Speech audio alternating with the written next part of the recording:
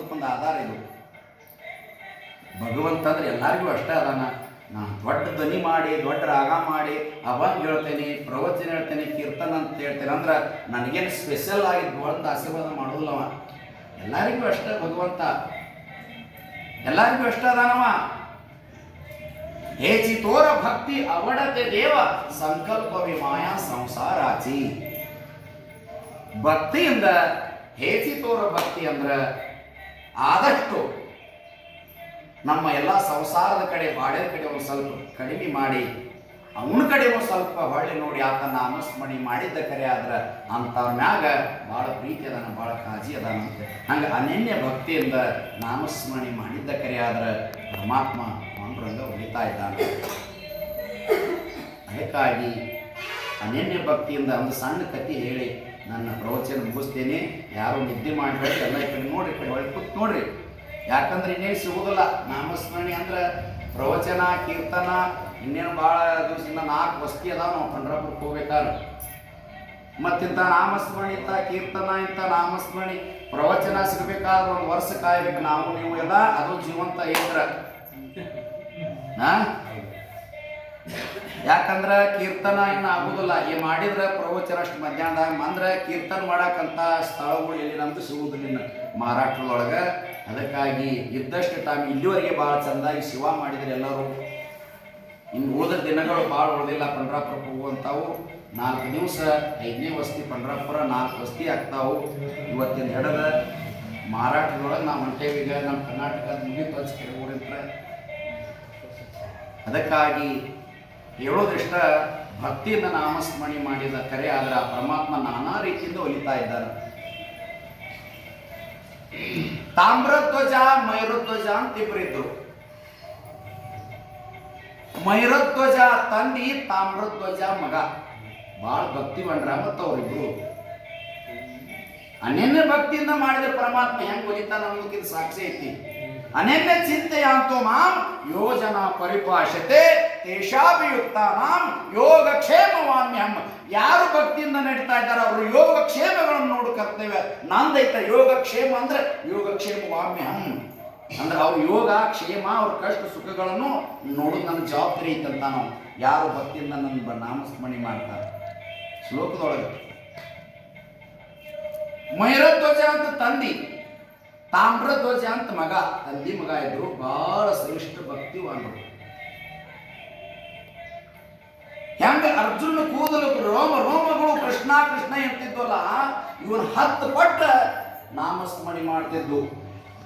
ಯಾರು? ಮೈರಧ್ವಜ, ತಾಮ್ರಧ್ವಜ.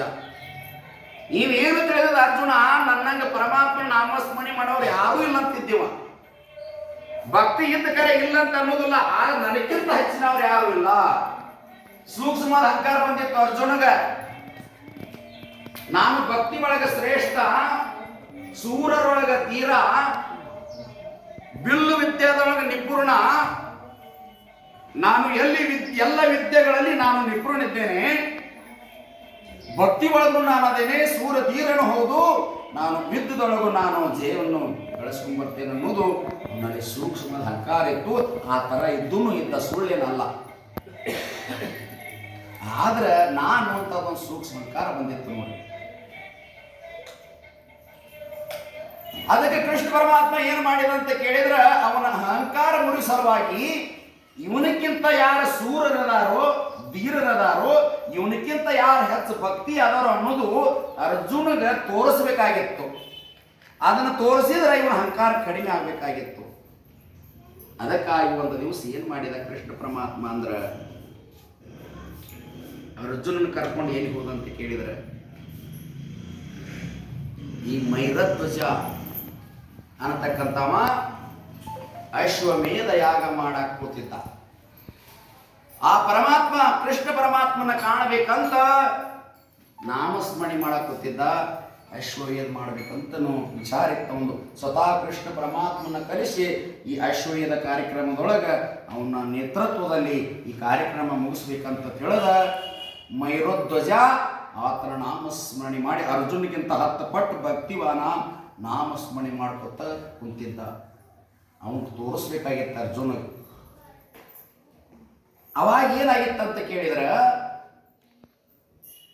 ಇಲ್ಲಿ ಪಾಂಡವರೊಂದು ಕುದುರೆ ಬಿಟ್ಟಿದ್ರು. ಅವರು ಅಶ್ವಮೇಧ ಯಾಕೆ ಮಾಡ್ಬೇಕಂತ ತಿಳಿದ ಇವರು ಒಂದು ಕುದುರೆ ಬಿಟ್ಟಿದ್ರು. ಆ ಮೈರಧ್ವಜ ತಾಮ್ರಧ್ವಜ ಏನು ತಂದಿ ಮಗ ಅವರು ಅಶ್ವಮೇಧ ಮಾಡ್ತಾ ಇದ್ರು. ಅವರು ಒಂದು ಕುದುರೆ ಬಿಟ್ಟಿದ್ರು.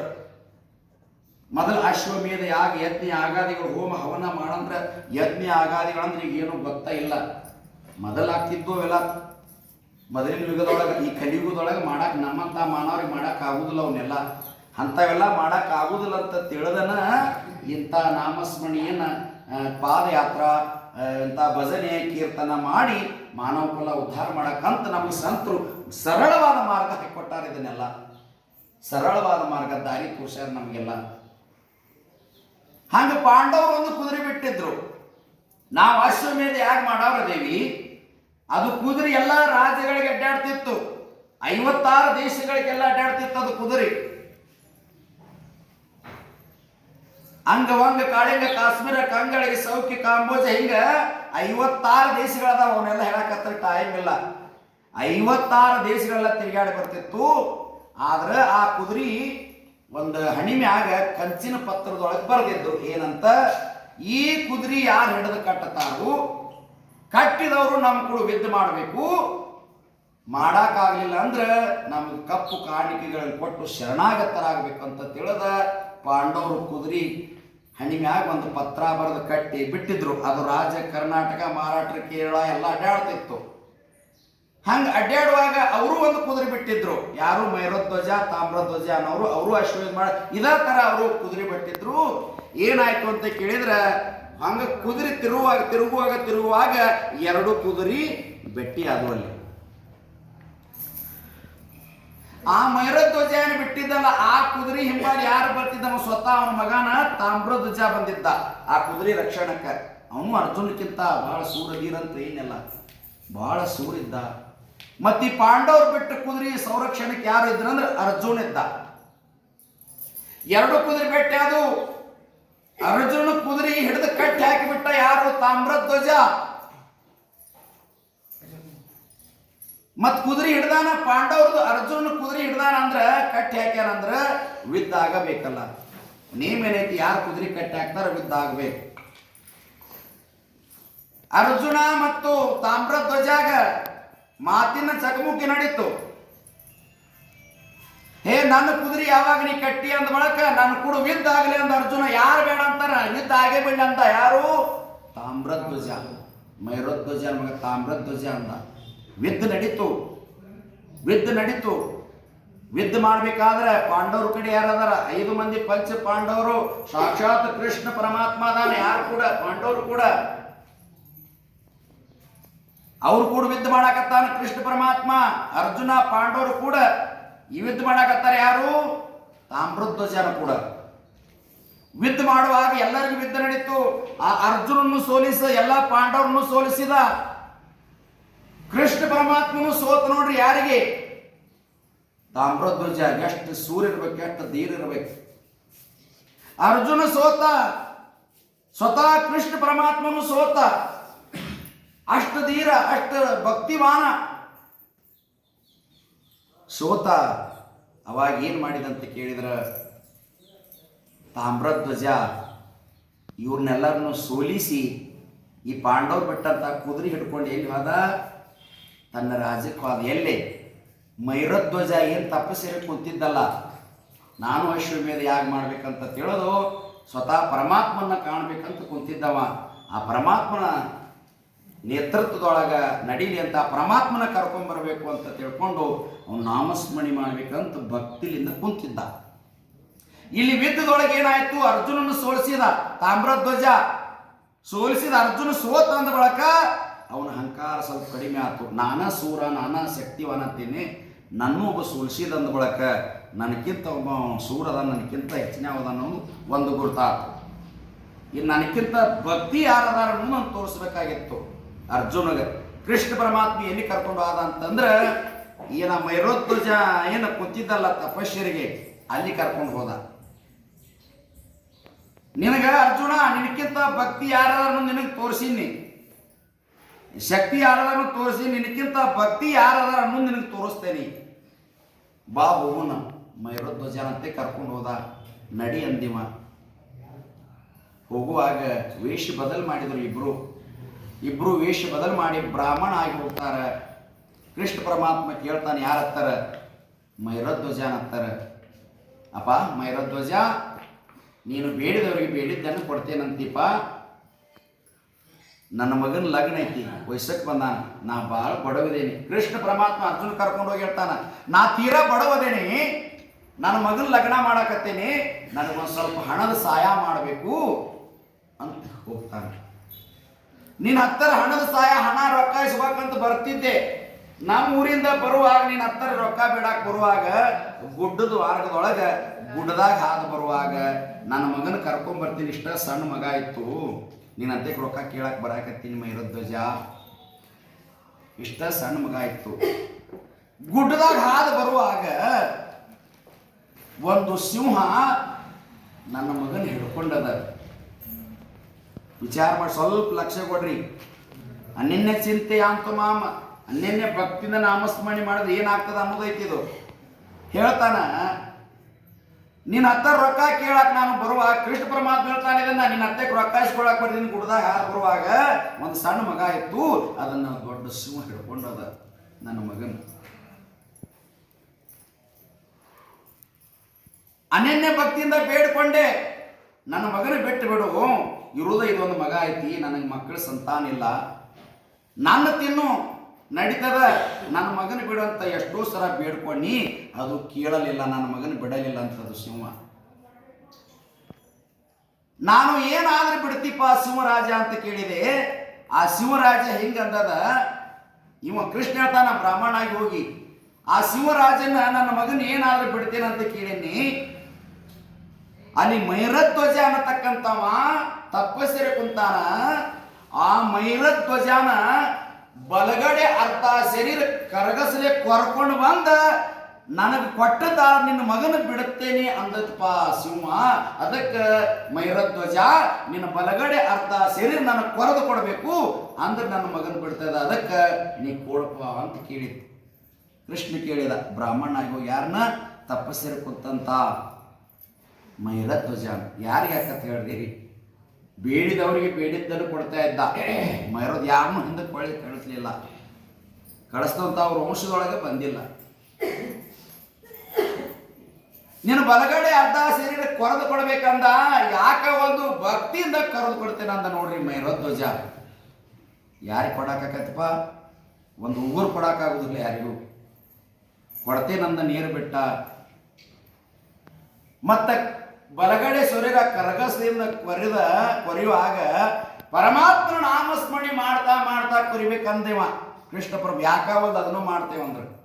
ಮತ್ತು ಕೊರಿದ ಕರೆ ಆದ್ರೆ ಮೈರಧ್ವಜ, ನೀನು ಬಲಗಡೆ ಶರೀರ ಕೊಡೋದ ಕರೆ ಆದ್ರೆ ಯಾರು ಕೊರಿಬಾರ್ದಂದ, ಯಾರು ಕೊರಿಬೇಕಂದ್ರೆ ಸ್ವತಃ ನಿನ್ನ ಹೆಂಡತಿ, ನಿನ್ನ ಮಗನ ನಿನ್ನ ಬಲಗಡೆ ಶರೀರ ಕೊರೆದು ಕೊಡ್ಬೇಕಂದ. ಯಾರಿಗೆ ಆಗ್ತದೆ ಹೇಳ್ರಿ? ಹೇಳ್ತಿರ್ತಾಳ, ಏ ಭಗವಂತ, ನನ್ನ ಶರೀರ ತಗೋ, ನನ್ನ ಗಂಡನ ಬಿಡು, ನನ್ನ ಬಲಗಡೆ ಶರೀರ ತಗೋಂತದ. ಇಲ್ಲ, ನಿನ್ನ ಗಂಡಂದ ಬೇಡಿತದ ಸಿಂಹ. ಮಗ ಆಗ್ತದ ಸಣ್ಣ ಮಗ, ನನ್ನ ಶರೀರ ತಗೋಪ. ಏ ನಿಂದಿನ್ನ ಬಲತಿಲ್ಲ, ಎಳೆದೈತಿ, ನಿನ್ನ ಮೋಸ ಬೇಡ, ನಿಮ್ಮ ತಂದಿದ ಬಲತತಿ, ಆ ಮೋಸ ಬಲಗಡೆ ಶರೀರ ತಂದು ಕೊಡದಪ್ಪ ಸಿಂಹ. ಅದಕ್ಕೆ ನಿಮ್ಮ ತಂದಿದ ಬೇಕು ಅಂತ. ಮೈರಧ್ವಜ, ನಿನ್ನ ಹೆಂಡತಿ ನಿನ್ನ ಮಗನ ಕೂರಿಬೇಕು, ಮತ್ತು ನಿನ್ನ ಕೊರೆಯುವಾಗ ನಾಮಸ್ಮರಣೆ ಮಾಡಬೇಕು, ಮತ್ತು ನಿನ್ನ ಕಣ್ಣಾಗ ಒಂದು ಹನಿ ನೀರು ಬರಬಾರ್ದು. ಕರಾರ್ ಹಾಕಿದ್ ನೋಡ್ರಿ, ಅಂದ್ರೆ ಅರ್ಜುನ್ ತೋರಿಸ್ಬೇಕಾಗಿತ್ತು ಅವನಿಗಿಂತ ಯಾರು ಭಕ್ತಿ ಅದಾರಂತ. ನಿನ್ನ ಕಣ್ಣಾಗ ಒಂದು ಹನಿ ನೀರು ಬರಬಾರ್ದು, ನಿನ್ನ ಹೆಂಡತಿ ಕಣ್ಣಾಗ ಒಂದು ಹನಿ ನೀರು ಬರಬಾರ್ದು, ನಿನ್ನ ಮಗನ ಕಣ್ಣಾಗ ಒಂದು ಹನಿ ನೀರು ಬರಬಾರ್ದು, ಬಲಗಡೆ ಸೇರಿದ ಕೊರೆದು ಕೊಡ್ಬೇಕಂದ. ಯಾಕಾಗೋದಂತ ನೀರು ಬಿಟ್ಟ ಮೈರಧ್ವಜ. ನಾಮಸ್ಮರಣೆ ಮಾಡ್ತಾ ಗಂಡ ಹೆಂಡತಿ ಕೊರ್ಲಿಕ್ಕೆ ಹತ್ತಿದ್ರು. ಕೊರೆಯುವಾಗ ಇಲ್ಲಿ ಮಾಟ ಕರಗಸ್ ಬಂದಿತ್ತು. ಒಂದು ಫೋಟೋದಾಗ ಅದ ನೋಡಿ, ನೋಡ್ರಿ, ಹಳೆ ಫೋಟೋದೊಳಗೆ ಸಿಗ್ತದ ನೋಡಾಕ ನಿಮಗೆ. ಅವಾಗಿಂದನ ಅದು ಇಲ್ಲಿ ಮಾಟ ಬಂತು ಕರಗಸು. ಇಲ್ಲಿ ಬಂದಾಗ ಏನಾಯ್ತು ಅಂತ ಕೇಳಿದ್ರೆ, ಅವೇನು ಕೊರಸ್ಕೋತಿರ್ತಾನಲ್ಲ ಮೈರಧ್ವಜ. ಆ ಮೈರಧ್ವಜನ ಎಡಗಣ್ಣಾಗ ನೀರು ಬಂದರು, ಎಡಗಣ್ಣಾಗ, ಬಲಗಣ್ಣಾಗ ನೀರು ಬರಲಿಲ್ಲ. ಇಲ್ಲಿ ಏನು ಕರಾರಾಗೈತಿ? ನಿನ್ನ ಕಣ್ಣಾಗ ಒಂದು ಹನಿ ನೀರು ಬರಬಾರ್ದು, ಹನಿ ನೀರು ಬಂದ್ರೆ ಅಪವಿತ್ರ, ಅದು ಸಿಂಹ ತಗೋದಿಲ್ಲ ಅಂದದ. ಕಣ್ಣಾಗ ನೀರು ಬರಬಾರ್ದಂತ ಮೊದಲ ಕರಾರು ಮಾಡ್ಯಾನ. ಬ್ರಾಹ್ಮಣ ಕೃಷ್ಣ ಹೋಗಿ ಬ್ರಾಹ್ಮಣ ಆಗಿ ಹೋಗಿ ಕೇಳ್ತಾನ. ಇದು ಎಡಗಣ್ಣಾಗ ನೀರು ಬಂದು ಬಲಗಣ್ಣಾಗ ನೀರು ಬರಲಿಲ್ಲ. ಅಲ್ಲೇ ಬದುಕಲ್ಕ ಯಾರು ನಿಂತಿದ್ರು? ಅರ್ಜುನ್ ನಿಂತಿದ್ದ. ನೋಡು ಕೃಷ್ಣ ಅಲ್ಲಿ ನನಗಿಂತ ಭಕ್ತಿ ಮಾಡೋರು ತೋರಿಸ್ದೇನಂತ ಕರ್ಕೊಂಬಂದು ಅವನು ಎಡಗಣ್ಣಾಗ ನೀರು ಬಂದ ನೋಡಲಿದ ಅಂದ. ತಡಿಪ ಕೇಳೋನು ಯಾಕ ಅಂತ ಕೇಳಿದ. ಇವ ಕೃಷ್ಣ ಪರಮಾತ್ಮ ಕೇಳಿದ ಯಾರನ್ನ? ಮೈರೋಧ್ವಜನ. ಮತ್ತು ನಿನ್ನ ಎಡಗಣ್ಣಾಗ ಯಾಕೆ ನೀರು ಬಂದವಪ್ಪ, ಬಲಗಣ್ಣಾಗ ಯಾಕೆ ನೀರು ಬಂದಿಲ್ಲ ಅಂತ ಕೇಳಿದ. ಅವಾಗ ಏನು ಹೇಳಿದ ಅಂದ್ರೆ ಮೈರೋಧ್ವಜ, ಹೇ ಕೃಷ್ಣ ಪರಮಾತ್ಮ, ಈ ನನ್ನ ಬಲಗಡೆ ಶರೀರವನ್ನು ಕೊರೆದು ನಿನ್ನ ಅಮೃತ ಹಸ್ತದೊಳಗೆ ನಾನು ನಿನ್ಗೆ ಕೊಟ್ಟಿದ್ದ ಕರೆ ಆದ್ರೆ ಈ ನನ್ನ ಬಲಗಡೆ ಶರೀರ ಪವಿತ್ರ ಆಗ್ತಿದ್ದು, ಇದು ಸ್ವರ್ಗದಲ್ಲಿ ಮುಕ್ತಿ ಸಿಗುತ್ತದೆ. ಇದಕ್ಕೆ ಬಲಗಡೆ ಶರೀರ ಕೃಷ್ಣ ಪರಮಾತ್ಮ ಅನ್ನೋದು ಗೊತ್ತಾಗಿತ್ತು ಮಟ್ಟೊಳಗೆ. ಬಲಗಡೆ ಶರೀರ ನೀನು ಕೇಳಿತಿಲ್ಲ, ಆ ಶಿವ ಬೇಡಿತ್ತಲ್ಲ, ಇದು ಭಾಳ ಪವಿತ್ರ ಆಗಿ ಹೋತು, ಕೊಡ್ತೇನೆ. ಆದ್ರೆ ಈ ಎಡಗಡೆ ಶರೀರ ಏನ ಇಲ್ಲೇ ಬೀಳ್ತದ, ನಶ್ವರವಾಗಿ ಭೂಮಿ ಮ್ಯಾಗ ಬೀಳ್ತದ. ಈ ಎಡಗಡೆ ಶರೀರನು ಕೇಳಿದ್ರೆ ನಾನು ಭಕ್ತಿಯಿಂದ ಕೊಟ್ಟು ಬಿಡ್ತೀನಲ್ಲ ಅಂತ ಕಣ್ಣಾಗ ನೀರು ಬಂದು ಅಂತ ಹೇಳಿದ. ಯಾರು? ಮೈರೋಧ್ವಜ. ಇದು ಅಪವಿತ್ರ ಆತ ಎಡಗಡೆ ಶರೀರ. ಮತ್ತು ಈ ಬಲಗಡೆ ಶರೀರದಂಗ ಇದನ್ನು ಕೇಳಿದ್ರೆ ನಾನು ನಿನಗೆ ಕೊಡ್ತೀನಲ್ಲ ಕೃಷ್ಣ ಪರಮಾತ್ಮ ಅಂತ ನನ್ನ ಕಣ್ಣಾಗ ನೀರು ಬಂದುಪ್ಪ ಅಂತೇಳಿ ಮೈರೋಧ್ವಜ ಹೇಳಿದ. ಅವಾಗ ಆ ಅರ್ಜುನ ಅಹಂಕಾರ ಕಡಿಮೆ ಆಯ್ತು. ನನಗಿಂತ ಭಕ್ತಿ ಅದಾರ. ಯಾಕಂದ್ರೆ ಅರ್ಧ ಬಲಗಡೆ ಶರೀರನ ಕೊಟ್ಟಂತ ಯಾರು? ಮೈರೋಧ್ವಜ. ಏನು ರೊಕ್ಕ ರೂಪಾಯಿ ಬೆಳ್ಳಿ ಬಂಗಾರ ಏನೋ ಕೊಡ್ಬೋದು, ದಾನ ಮಾಡ್ಬೋದು. ಶರೀರಕ್ಕೆ ಶರೀರನ ಕೊಡೋದಂದ್ರೆ ದಾನ ಮಾಡೋದಂಥವ್ರು ಅಂಥವ್ರು ಇದ್ದಾರೆ. ಹಂಗೆ ಭಕ್ತಿ ಮಾಡಿದ್ರೆ ಪರಮಾತ್ಮ ಒಲಿತಾನ. ಅದಕ್ಕೆ ಅನನ್ಯ ಚಿಂತೆಯ ಅಂತೋಮ ಯೋಜನಾ ಪರಿಪಾಶ್ಯತೆ ತೇಷಾಭಿಯುಕ್ತಾನ ಯೋಗಕ್ಷೇಮ ವಾಮ್ಯಹಂ ಅಂತ ಕೃಷ್ಣ ಪರಮಾತ್ಮ ಹೇಳ್ತಾ ಇದ್ದಾನೆ. ನಾವು ನೀವು ಎಲ್ಲರೂ ಒಟ್ಟಾರೆ ನಮ್ಮ ಪ್ರಾಣ ಪಕ್ಷಿ ಇರುವ ಕೊನೆ ಉಸಿರು ಎಳೆಯುವ ಸಹಿತ ಕೃಷ್ಣ ಕೃಷ್ಣ ಅಂತ ಆತ ನಾಮಸ್ಮರಣೆ ಮಾಡೋಣ. ನಮ್ಗೆ ಟೈಮ್ ಸಿಕ್ಕಾಗಲೆಲ್ಲ ಆತನ ಧ್ಯಾನದೊಳಗೆ ಇರೋಣ ಅಂತ ತಿಳ್ಕೊಂಡು, ಹೇಳುವಾಗ ಏನು ತಪ್ಪು ತಡಿ ಆದರೂ ಕ್ಷಮ ಮಾಡಿರಿ ಅಂತ ತಿಳಿದುಕೊಂಡು, ಇಲ್ಲಿವರೆಗೆ ಆದಂಥ ಸೇವಾ ಕೇಳಿದವರು ಎಲ್ಲರಿಗೂ ಪರಮಾತ್ಮ ಒಳ್ಳೆಯದನ್ನು ಮಾಡಲಿ ಅಂತ ಕೇಳಿಕೊಂಡು, ಇಲ್ಲಿವರೆಗೆ ಆದಂಥ ಸೇವಾ ಆ ಭಗವಂತನ ಪಾದ ಮೇಲೆ ಅರ್ಪಿಸಿ ನನ್ನ ಪ್ರವಚನ ಕಾರ್ಯಕ್ರಮ ಮಂಗಲ್ ಮಾಡ್ತಾ ಇದ್ದೀನಿ. ವಿಠಲ ವಿಠಲ